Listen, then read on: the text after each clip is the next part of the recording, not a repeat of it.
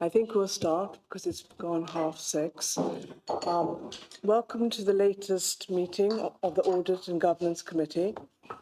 This meeting is being live streamed on the Council's YouTube channels. The recording of the meeting will remain online for 4 years, and if you are present in the chamber, you are consenting to appearing on the recording and broadcast, which may also be used for training purposes. Anyone else recording or filming from within the room must not obstruct the view of the councillors, officers, the public and press, and that flash photography must not be used unless it has been agreed beforehand.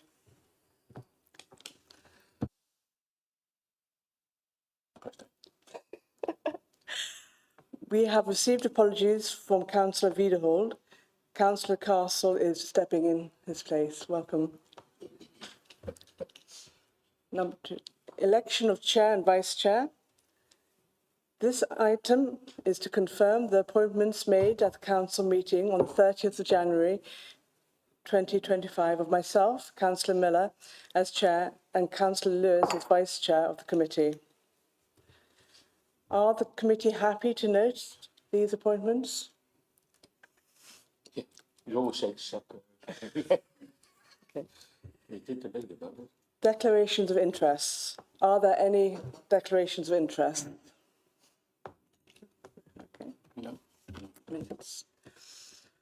On agenda item 4, the minutes, are members happy to approve as a correct record the minutes of the meeting held on the 9th December 24? Too bad.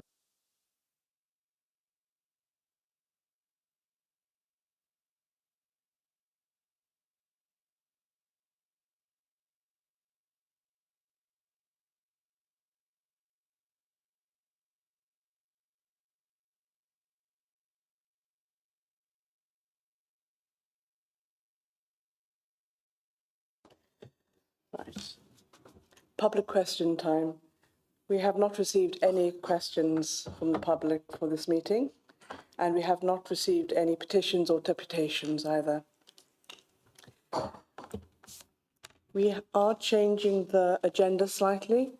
We're going to go to item number 12 now, and that's a statement of accounts. Okay, thank you. Thank you. So I'm just going to give an update of the position in terms of the annual accounts and the audit opinions that have been provided.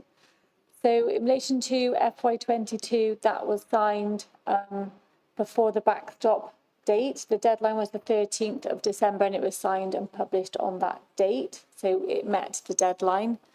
The FY23 unfortunately didn't make the deadline due to the inspection period not being completed before that date.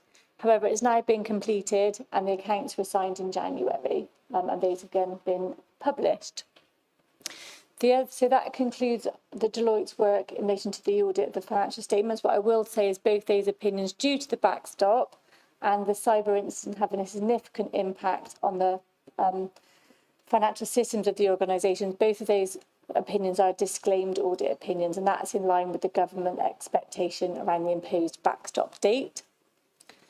The other area that we've concluded is the value for money piece of work covering the final 2 years. And we did identify one significant weakness in the governance arrangements. Again, that's linked to the cyber incident and the financial systems being down for a significant amount of time, and the amount of effort that was needed by officers to complete the reconciliation process. And that obviously did have an impact on the officers meeting the deadline to publish the initial set of unaudited accounts on time. So we've noted that as a weakness in arrangements. And that again just concludes the work of Deloitte.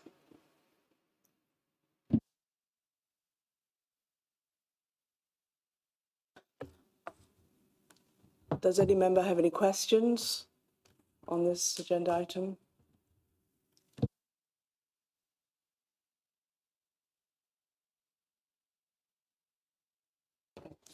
I'd like to take this opportunity to thank Deloitte for all the work you've done over the past period of time.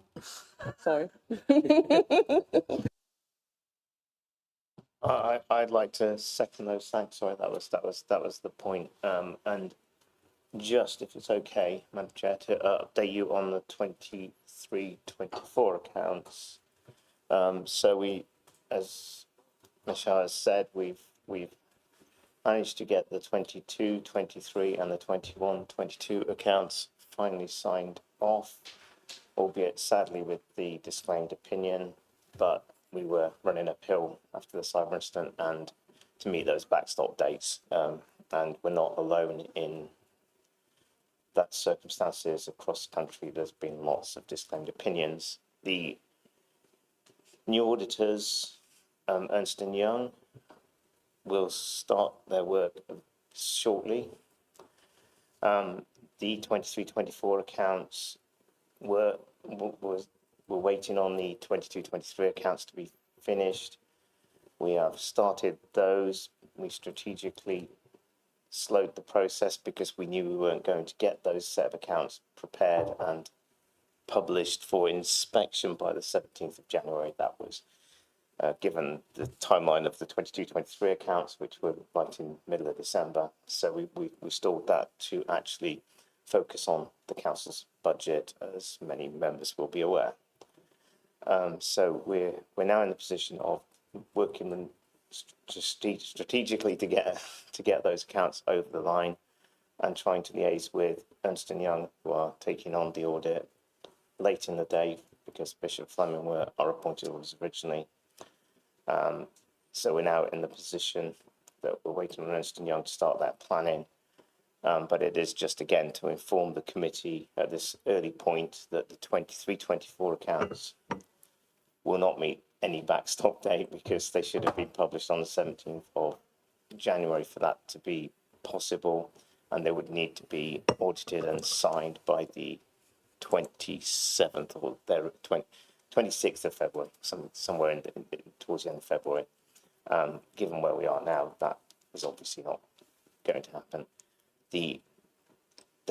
So those will be disclaimed, and we have already sent, and I think we've distributed that as part of the agenda, the message that we spoke during January. We sent a response to the Secretary of State from HCLG just to make the rest of the committee aware, in consultation with the Cabinet Member for Resources and the Chair of Audit and Governance. So everybody is just all on the same page.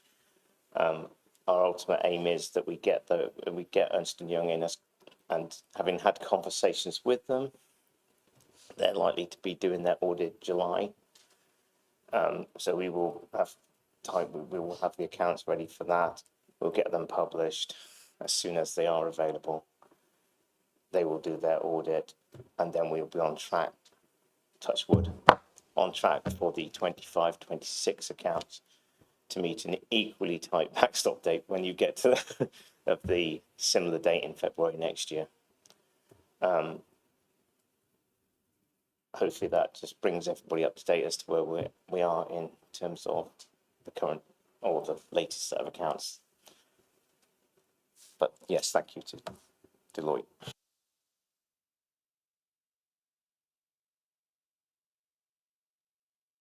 Does anyone have any more questions after Adrian's?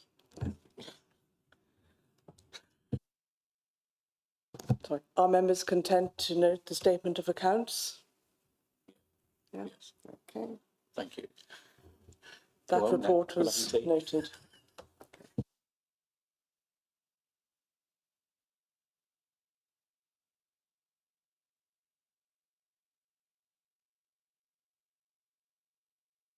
Right, we'll go back to number 7 on the agenda, Internal Audit Activity Progress Report. Yes, thank you, Chairs, and good evening to you and to the committee. So I am Piyush Patania, Head of ARA, and I'm joined by Spencer Williams, who is our Principal Auditor and Lead Auditor for Gloucester City Council. So on page 17 of your agenda, Chair, you have the Internal Audit Progress Report, which is the regular report that we provide, which shows the work that we have completed and progress against the internal audit plan for 2024-25, and it shows work sort of up to the beginning of January. And there are two reports in your agenda pack. One is an audit of licensing, and I'm happy to say we've been able to provide an overall acceptable level of assurance for that.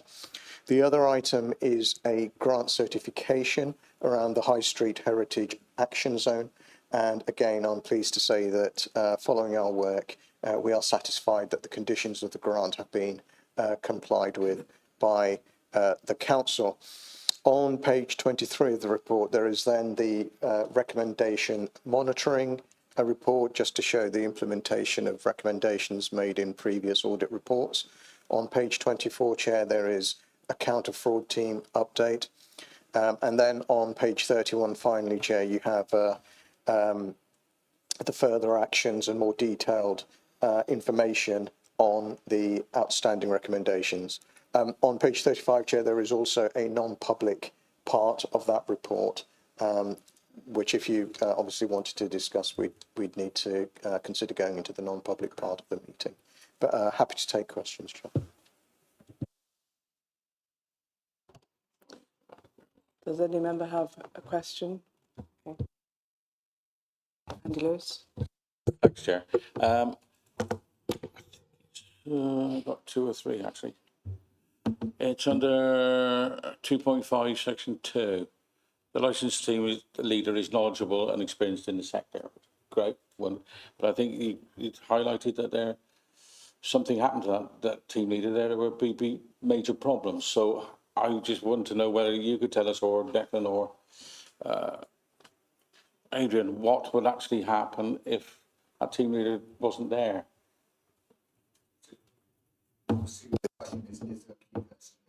Yes, basically, yeah. You know, if that person, I know nobody's indispensable, but seems to me that this person is indispensable at the moment, and do we need to have backup somewhere?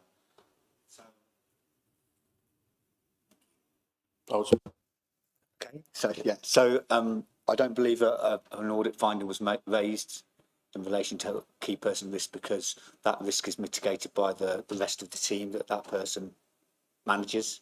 So there is a wide range of skills and experience in that team. That person in particular is very skilled and experienced.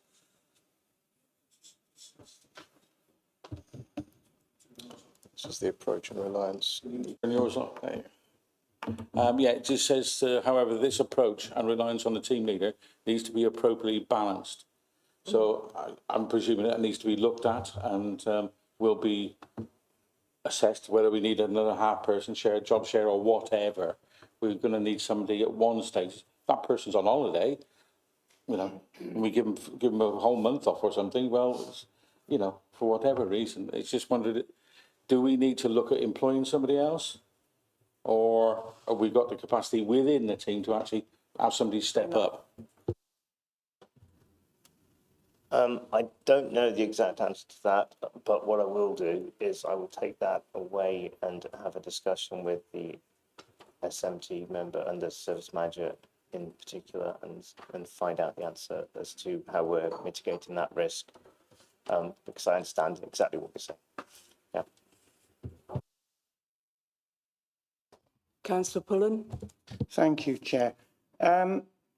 First of all, you make reference to the cooperation from the licensing team and the effectiveness of the licensing team, and particularly the licensing team leader within this assessment. Can we ask on behalf of the committee that we recognise that and we appreciate that, and pass that back, please, to the licensing team for their cooperation? I think that's really, really important. In terms of taxi licences, apparently DBS checks now will have to be carried out on drivers every 6 months. I think that's a really good thing. I assume that IT systems will be put in place to follow that up. Is that the case? Yes, Chair. So management have committed to liaising with the ICT team to see how that can be progressed. Thank you. And one other, if I may. There were some issues around the complexities of the application process. So have you got that one as well? Have you? Okay, okay. Because obviously we want to make things as straightforward as possible, and if potential Hackney and private hire licence operators are having difficulty with that, then we've got to put simpler systems in or make it as straightforward as possible, or else people won't, and the consequences of that are obviously concerning. I don't know whether you can comment on that.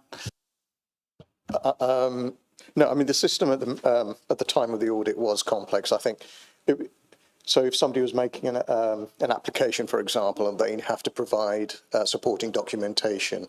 However, there's a limit to the size of the files. And so you couldn't sometimes always do it in one email. You had to, send 2 documents now, then go back in and send another 2. And so this complicated the process. I think something else was also, you have to make payment with the application, but there was another process for that, in that the person would make the payment, they would then have to request a receipt, which was received, but they would then have to upload the receipt as part of the evidence that they sent to evidence that they paid it. So it's just little things like that which we noted to say that, as far as the user goes, there is perhaps a more elegant way, a more user-friendly way that the council can enable people to make their applications.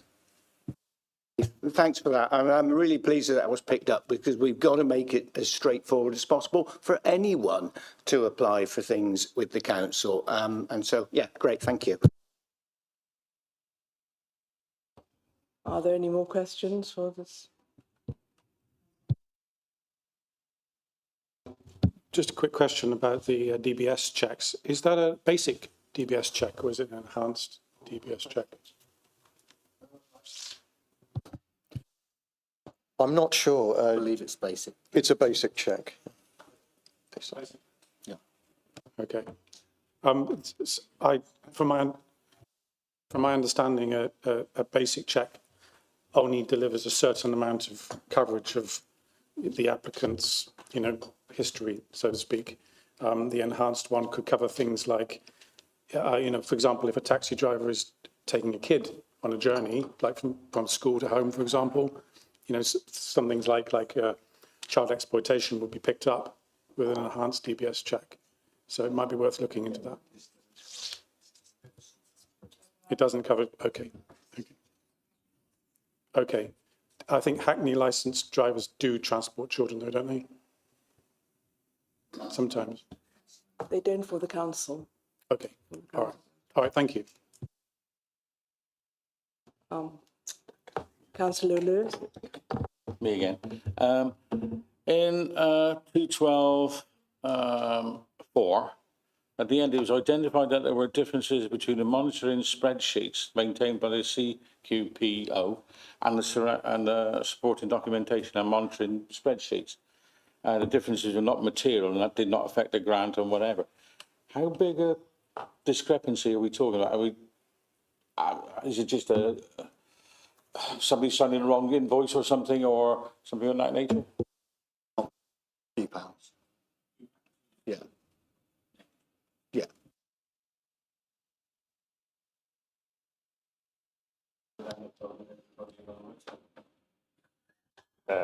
No, it's as with all spreadsheets that there are minor discrepancies from typos and things like that. Anything more fundamental than that, and I'd start to squirm, shall we say? No, if it was fundamental, as Hadrian says, we wouldn't be able to sign it off. So, yeah.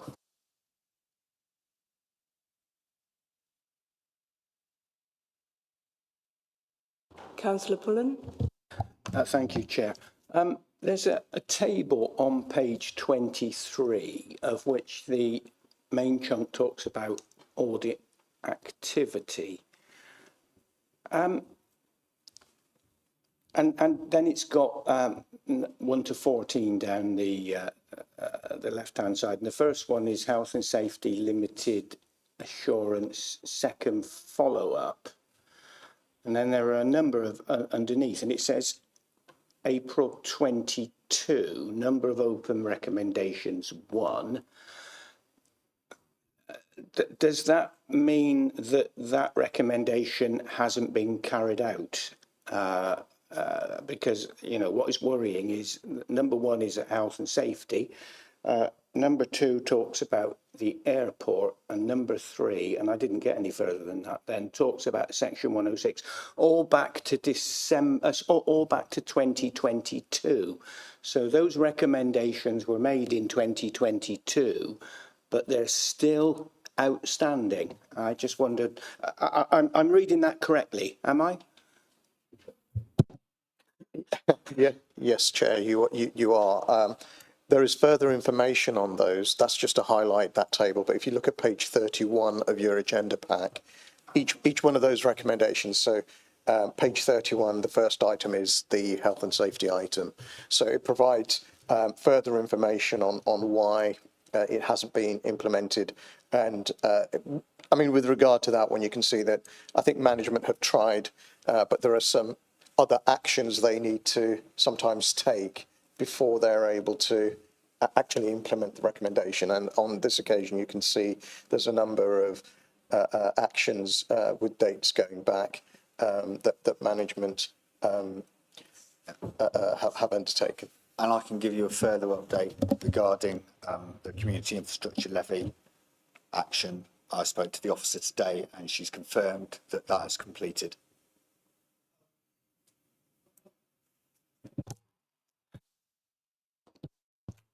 Thanks for that. I didn't actually realise that that related to the other table. So there's the one then. So there are several there. But even then, that's a long time, isn't it? Those recommendations still haven't been actioned, and I don't know. You know, if that's the case, what powers are there, or what powers do you have to tackle that and to question that and to follow that up? Thanks. In essence, what the table shows is that it's not that there's no action happening, it's that actions are being taken and that things are progressing and moving forwards. Some of the recommendations required a lot more work than others. So if you get a simple recommendation, they can get closed very quickly. The more complex ones, or the ones that require a little bit more work and involvement, take longer to close. And unlike, you know, take the very first one, the health and safety one, you can see there's four updates there, and Spencer's just obviously got a further one. I know he's got one on a different one. So actions are being taken. They're just internal audit haven't been satisfied completely that they can close them yet. So we're still having to take further actions to get them over the line. And as you will also note, and we've already mentioned it once today, there was a cyber incident in December 21. So stuff that was audited in 2022 was looking at a series of things which have moved on, improved, and as you're all aware, we're a resource-strapped council. In essence, it's a case of we've had to focus on getting ourselves back to square one and then make that progress. So some of these are hanging over because we're trying to move forward. And optimistically, we'll get some of these really old ones off here in the next few months. Okay, so I'd need to be asking the same question if this is regularly appearing. Yeah. Okay, that's helpful. Thank you. Any members, any more questions? Okay. Are members content to accept the progress against the internal audit plan 24-25? Yes. Okay, that report is noted.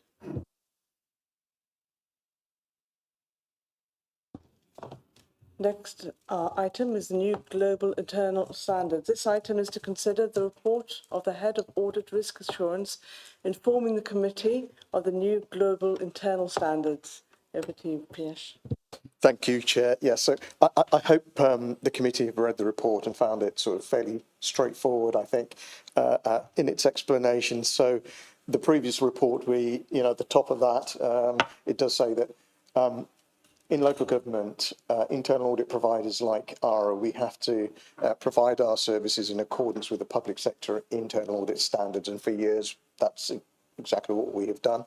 Those standards have been around for a while, and they have been updated, and they are now called the Global Internal Audit Standards. And as the word says, they apply globally, private sector, public sector, different countries, but obviously each context is slightly different. Countries are different, sectors are different within countries, public sector, private sector in this country, for example.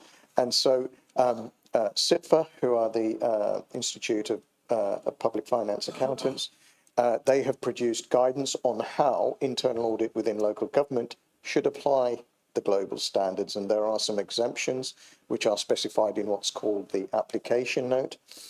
CIPFA have also produced another document, which is the Code of Practice for Internal Audit.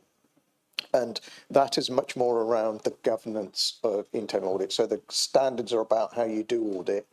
The code is much more about governance, oversight by this committee, for example, and management. And so all three of those, the Global Internal Audit Standards, the application note, and the Code of Practice, they all come into effect on the 1st of April. And so this is just to give a heads up to the committee to say these are on the way, because quite clearly both this committee and senior management, you play a vital role in ensuring that the council's internal audit services adheres to the required standards. And so it's important that you are aware of these. Thank you. Does anyone have a question for Pierre? Okay. Councillor Burkett. Thank you, Chair. Just a quick question about these new standards. Are they transferable from being used within a district council setting to a county setting, combined authority setting, et cetera, or is it just, something that you can use now and then you'd have to change everything again if things developed in the future? No, they apply to any level of government. Any other questions from the members? No? Okay, self-explanatory.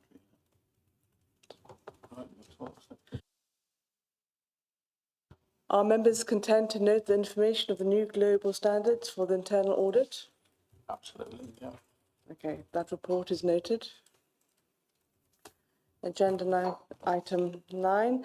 The next item on the agenda is to consider the report of the Head of Audit Risk Assurance updating the Committee on the Internal Quality Assessment, EQA, of ARA. Over to you, Pierre. Thank you very much for that, Chair. Yes, so the standards I have just mentioned, which is the public sector internal audit standards, as well as the ones which will replace them, the global internal audit standards, both of those require that an internal audit provider must, at least once in every 5-year period, have an independent assessment, and it's called an external quality assessment. As it suggests, it's firstly external, so it has to be independent of ARA, independent of the council. And on this occasion, we have decided that CIPFA, who I just mentioned a moment ago, they will come in and independently assess how well we comply to the existing public sector internal audit standards. Okay, and that's because it's now 5 years since we had our last assessment, so this one is now due. However, as I said a moment ago, there are new standards. So, how do you know we're going to comply with the new standards? Well, next year, so in probably 12 to 18 months' time, Chair, I hope that I'll be able to come back with another external quality assessment against the new standards, or what will then be the current standards. But that's to provide assurance to the committee that at all times we are in compliance with the standards that we need to. Any questions from the members? Councillor Burkett? Thank you, Chair. Just wondering whether this external quality assessment, is it completely unbiased, or have you noticed any issues in the past, or is it impartial? Truly impartial? No, the assessment is impartial, Chair. That is part of the requirement. I couldn't ask Spencer to do it, for example. It has to be impartial. And the way we did it, I hope the paper explains it. So I asked 4 different assessors. One was CIPFA, one was the Chartered Institute of Internal Audit, another was a company called Deloitte, which you might have heard of, and another provider called Business Risk Solutions. Each of them were asked to provide a submission with a cost. That was assessed by the Director of Finance, and basically we chose CIPFA on a quality and price matrix. But it is completely independent. I have no say on who they speak to, what they look at. Thank you. Any other questions from the members? Okay. Are members content to note the information regarding EQA? Yeah. That report is noted. The next agenda item is Strategic Risk Register. This is to consider the report of the Head of Risk Assurance presenting to Gloucester City Council Strategic Risk Register. Over to you, Priyesh. Thank you again, Chair. Yes, so this is to present the committee with the Council Strategic Risk Register for your awareness and consideration. It is reviewed on a very regular basis by the senior management team, who on an operational basis, they manage these risks and control the mitigating actions. It comes to you for your awareness, Chair, and it comes twice a year. Yeah, happy to take any questions or comments on what you have. Any Councillor Pullen first? Yeah, thank you. And again, this is probably for a point of clarity. I'm looking at page 65 where it talks about SRR 1.7, failure to deliver key regeneration priorities. Okay, that's a fairly global situation. I guess if there are specific issues within that, and I'm thinking at the moment of the Greyfriars development, for an example, which would fall within that, there will be specific risks looking at that, because as we know, yes, we had the money. There was a big question whether that funding was going to come forward, and it came forward at quite a late date, I think it's fair to say. And so because of that, we need to know that that is achievable within, the money coming late, that the development is achievable. And one assumes that there is a risk process accompanying that specific development that sits underneath this.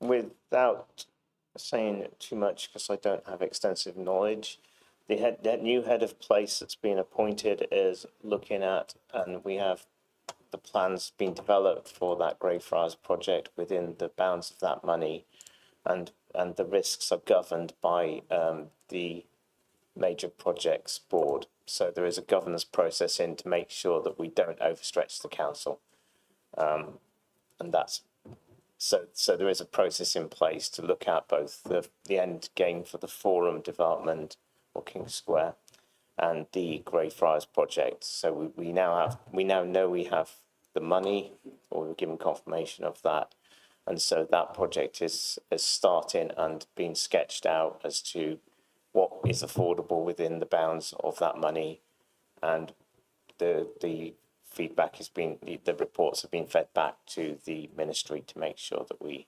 retain that money. Any other?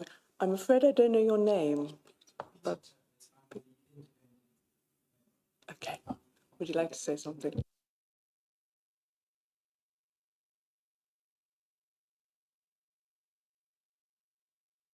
regularly. Obviously, I have an interest in the IT cyber risk, given the red blotches at the top seem to be mostly about that, and given the issues that we've had with auditing.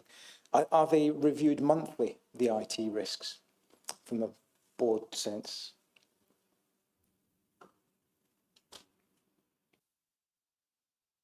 I can't say for certain, but the IT risks are, I would say, are constantly monitored. There is an IT board that discusses the key current risks, but that's as much as how often that meets. But it's definitely fairly regularly. But I couldn't give you a timeline without going and looking it up. Sorry. Whether we are externally audited from the point of view of IT risk, or is it internally managed?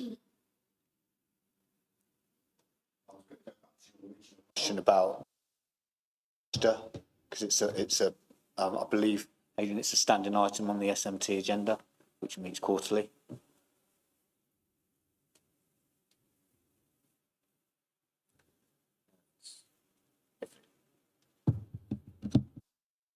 If it's a standing item on the SMT agenda, it's every fortnight. We meet at the SMT every fortnight, and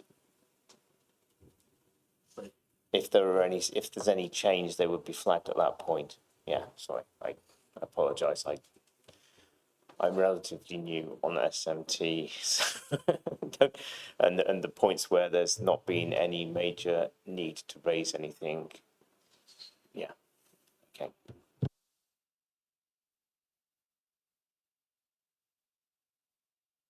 Of the systems, is there an external annual review of the IT systems, cybersecurity reports?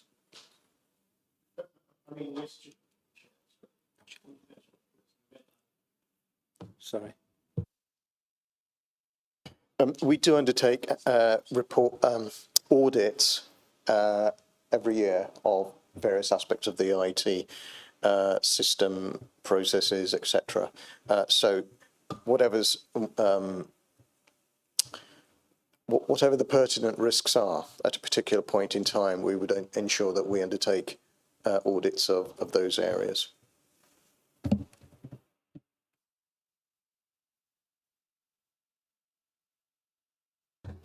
Any other questions from Councillor Harris? I know on SSR 1.8 that the original score was 16 and the current score is 12. The target on that is 4, which is quite a way off. I know some of the others seem to have made some good progress on those. Is there any kind of indication of when we might be nearer to that target score? Are we talking months, year? I appreciate, obviously, there was the IT incident was massive, but it seems like that's quite a way off where the target needs to be.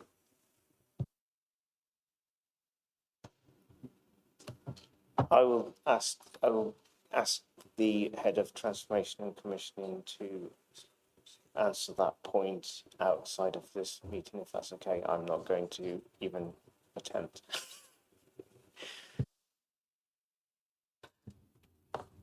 Councillor Lewis? Thanks, Chair. SSR 1.13, it's the inability of the council to deliver the corporate plan. Well, we just had the corporate plan pulled for full council. So we haven't got one, basically. Yes, I did read it all, but yeah, the leader decided to pull it because of various reasons and whatever. So I would presume that the current score of 2 would go up. And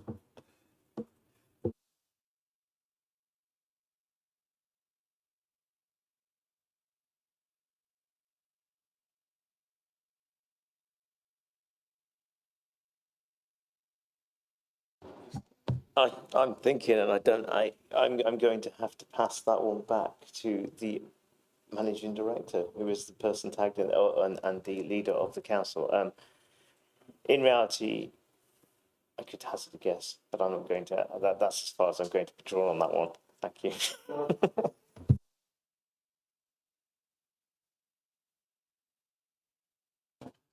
Any further questions from the... Thank you, Chair. So just looking through the entire document here, I've noticed that the original scores are all red or dark red. The current scores are nearly all yellow or green. And the number allocated to the risk is halved or better. Is that because the risks are being managed suddenly very, very well? Is it because the benchmarking used to evaluate the risk has been changed so the scores can be look more generous? Or just to want to know how you've managed to do that? Legitimate question. I mean, Chair, these scores are the ones that management provides. So what you have on the left-hand side, for example, the first coloured column is what that risk is without any controls whatsoever in place. Okay, you then have controls as identified by management in the next column. So once you apply those controls, that obviously affects the probability or the impact that that risk could have, and so that's when you end up with that middle coloured column. So, and that's the right way. It could start off as a highish risk, but then you put in controls and it goes down to something lower than the original one. So that's what management have assessed, and these are the scores that management have provided.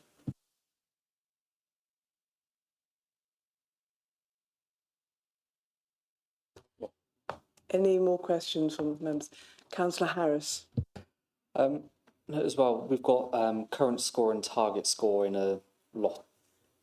In most places, in quite a few of them, they've hit where the target score is, and they're marked as yellow. How do we come up with those target scores? And is there a process in place to amend those scores to get them into the green, or is yellow an acceptable level and it's like no further action? I mean, ultimately, a risk it should be at the level that the council can live with it.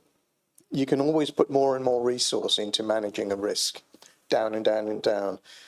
You could spend the entire budget of the council on a single risk and still never have it zero. Okay, so ultimately, this is for management. This is a management tool to say we have a bunch of risks. What can we do to manage it with the resources that we have? This is the score. So you can have a target score. So if we had more resource, if we had more people, more money, more IT systems or whatever, we could get it to that score. But with what we've got now, this is what we can get it down to. And sometimes it's a case of, you're happy with it. If you're not, then you have to provide more resource to bring it down further. Councillor Burkett. Thank you, Chair. Risk reference SRR 1.6. So the current score is 3, but the target score is 4. So we're doing exceptionally well on that. Or is it just a typo? It could be the latter. Can I go and check that, please? Because there's a lot of money spent on that.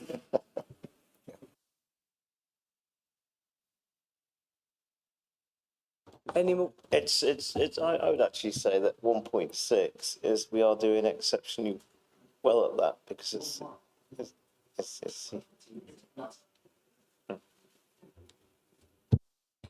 Any more questions from the members?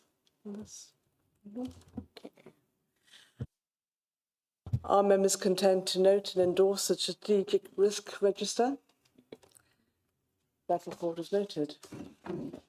The next item on the agenda is the Treasury Management 6-monthly update 24 to 25 report from the Cabinet Member for Resources, asking members to note Treasury activity from the 1st of April 24 to the 30th of September 24. Over to you, Richard. Thank you, Chair. So the report is the similar report that we get every quarter. So it's setting out just the update on our Treasury activities. So it shows an update on the prudential indicators and we're hitting all the potential indicators, which is really good at the moment. And then we also have the interest forecast at the bottom, and then some detail around where our investments are. We asked that Audit and Governance note this report. Any questions? Councillor Lewis? Yeah, we had a rate drop the other day. It was about 0.25% or something like that. How does that actually impact our investments? I don't, they're fairly stable, don't get me wrong, but does it have an effect on them, or are it long-term stuff or whatever? So it's actually going to benefit us a lot. So because of the nature of our capital programs, we're going to need to borrow money for the longer term. So the lower the rates are, the better it is for us. So PWLB is based off the gilt rates, so it's based off the rate that government can borrow money at. And that doesn't always, it should follow interest rate cuts, but it's always a couple of months behind. There's that lagging stage, which is the same with anything that happens. You're always trying to predict the future. So if you think inflation is going to raise, you drop rates, etc. With our short-term cash, because we're a borrowing authority with our capital programme, we're trying to keep our investments as small as possible. There's periods in the month where we're going to have more investments, and then we have to pay the presets to the county. It's going to go down, but the idea is to keep it as low as possible for the time being. Any other question? Councillor Bucket?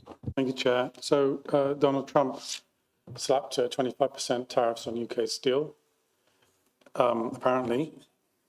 Are we exposed to any industries in this country that, if tariffs are slapped on them by the new president of the United States, could affect our finances? I think you don't know what's going to happen next, do you, with that situation? But all of our money are invested in financial institutions. So we did a little activity not so long ago looking at the environmental score, etc., of who we invest in, and it's all good stuff. They all score really highly. But there's, in the nature of being a bank, they're investing in a huge, diverse range of services, goods, etc. So I'm sure that's going to fall into one of their baskets somewhere. But the nature of them investing in a diverse portfolio, that risk is mitigated. Just to clarify there, we've moved into that, using that word, investments. All of our money is excess council tax or business rates money that we then have to pass over about 2 weeks later to county and the police. And it's largely going into call accounts, which is what Richard was alluding to there. So it's not investments in the pure. We aren't investing in Tata Steel or whatever for just for absolute clarity. It is just cash in call accounts that we are holding, and we get a return on. Just to get that short term, to make sure, because again, as Richard said, we are primarily borrowing a lot of cash to invest in the building that we're doing, which may have a knock-on impact if steel goes up in price. Yeah, I appreciate there could be like a basket of investments that are all joined together, commingled, that we might be exposed to, but we might not be. So, thanks. Councillor Pullen, do you have a question? Thanks, Chair. I'm looking at Appendix 1, Prudential and Treasury Indicators. And I've looked at this a couple of times. The first two headings, authorised limit for external debt and operational boundary for external debt. And I'm not concerned particularly about the figures there. I'm concerned about the terminology. What's the difference between authorised limit and operational boundary? So it's terminology that CITFA use. So it's in the CITFA code for Treasury management. So your authorised limit is, so we every year with part of our Treasury strategy, we ask for the limit to either be raised or lowered depending on what our borrowing is going to look like in the future year. So it's basically the limit to which we can borrow. So anything more than that, we would need to go back to council and ask that limit to be raised. And then the operational boundary is like the safety net. So we can go into that area, but you would much prefer that we didn't. So yeah, so it's not our overall limit, but that's where our safety bank is. If we started going in there, we'd take a step back and look at the overall picture and see if there's anything we can do to rearrange the deck, etc. And they're both on the report. They're both shown at the budget figure because it's not the limit doesn't change in the year, so it's shown as. I've just looked at it actually. I think there's a slight typo, but the limit should be the same for the 9-month figure should be 280 for authorised limit and 260 for operational limit because the limits haven't changed in year. Yeah. Okay. Right. Okay. As I said, I got the authorised limit. That's fine. That's the hits. It was the ceiling, but it was the operational aspect. So you're saying that's almost like an amber indicator as opposed to the. Oh, my screen's just gone. The operational is an amber then. From a simplistic point of view. Yeah, so if we started going over that 260, we'd start to feel uncomfortable. So yeah, it's an amber limit. It's not a. We can go over that limit, but it's a prudential indicator. We don't want to go over that limit. It's a bit, yeah. Any other questions? Councillor Burkett? Thank you, Chair. Appendix 3, Treasury Investments held by the Council. JP Morgan has a balance of 0. Could you remind me why that is, please? Why the balance is 0? The other investments, the positive balances, but JP Morgan alone has a 0 balance.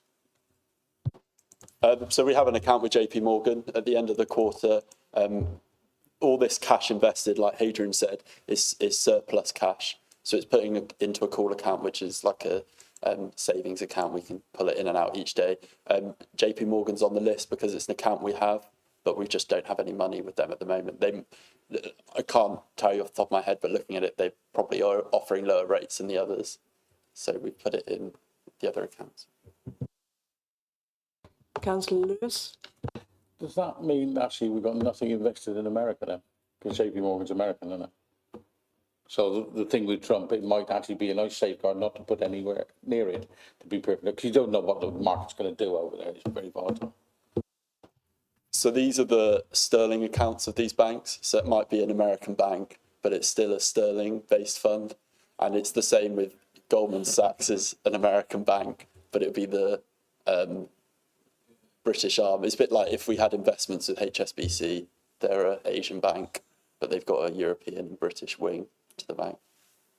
I was just thinking, from a slightly political version, people will be looking at Mr. Trump doing all these wonderful things, and they might be thinking, well, we're not going to support him anywhere, or we shouldn't support him.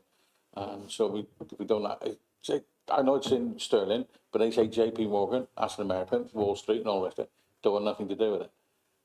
Do you think that can be feasible to do that or not? It's not feasible in the current financial markets. The financial markets are international. The funds we have with JP Morgan are actually in Luxembourg or managed out of Luxembourg. So you can take that as you will, but the international banks structure themselves such that they put the money in, or they manage the money from the best location for them to actually make the tax and financial benefits. So we do have money with Goldman Sachs. We do have money with Aberdeen, which I don't know where they're based. They're based in Luxembourg as well. They're based in Luxembourg. Well, you will find that most of the money that is managed as opposed to anything else, because again, the money is they take it in and invest it out, is managed through Luxembourg because it's one of those financial centres of Europe. But it's not feasible to say. Well, it's always feasible, shall we say. It wouldn't be sensible to say that we're going to just invest in the man with the suitcase down the street, shall we say. We'd also get we'd also get into that position where we talked about diversifying funds. If we diversified completely away from a certain country, we might, it opens up the risk elsewhere for inflationary risk. Any other questions from members? Okay. Are members content to note the contents of the report? Yep. Okay, that report is noted. Okay, thanks. Okay, then we go on to the local audit reform consultation. The next item on the agenda is a report from the Financial Service Manager summarising the government's local audit reform strategy consultation launched on the 14th of December 2024. Thank you, Adrian. Thank you. This is more of an information report. As mentioned in the report, the consultation on local audit reform was launched by the government on December the 14th, which closed on the 29th of January. It kind of didn't give us much time to actually consult with the Audit and Governance Committee around our responses, but I just wanted to make sure that that you were all aware that we had responded. We've circulated those responses outside of this meeting just because they don't need to be out there in the public. The consultation was responded to by myself in consultation with the Cabinet Member for Resources and the Chair of Audit and Governance. So we went through those and answered the questions. And basically, it is just to inform you that that consultation has taken place and that we have responded, and you've got sight of what we did and what it's asking about. I'm happy to take any questions. Any questions from the members? No. Fantastic. Okay. Are members content to note the report?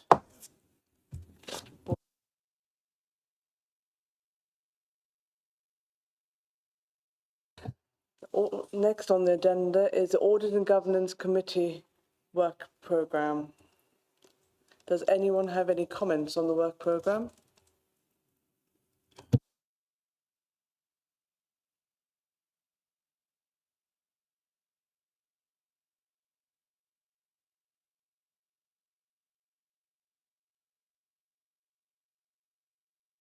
I presume, to be honest, a lot of this is prescriptive and we have to do it at a certain time and reports will come through at a certain time and there's nothing normally that varies at all, you know, unless... Would the cyber incident have actually been discussed? I wasn't here at the time, so would that have affected audit?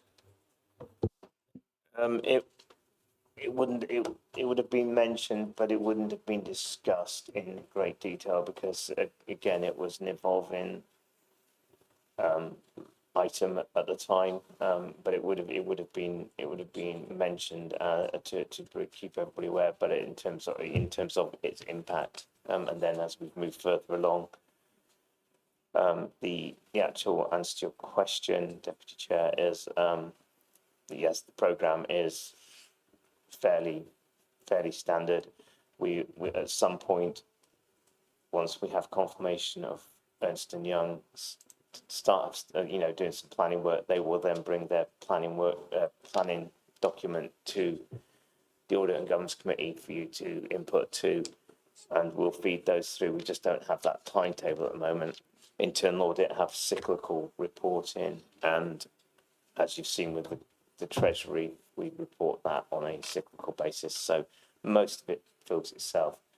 We were having ongoing discussions with the Democratic Services team as to when the most appropriate months to have these meetings in was, but we know that's also linked in with the whole council programme. Does anyone else have any questions on that? Okay. Date of the next meeting. The date of the next Audit and Governance Committee meeting will be Monday, the 10th of March. Is that okay for everyone? Yep. Right.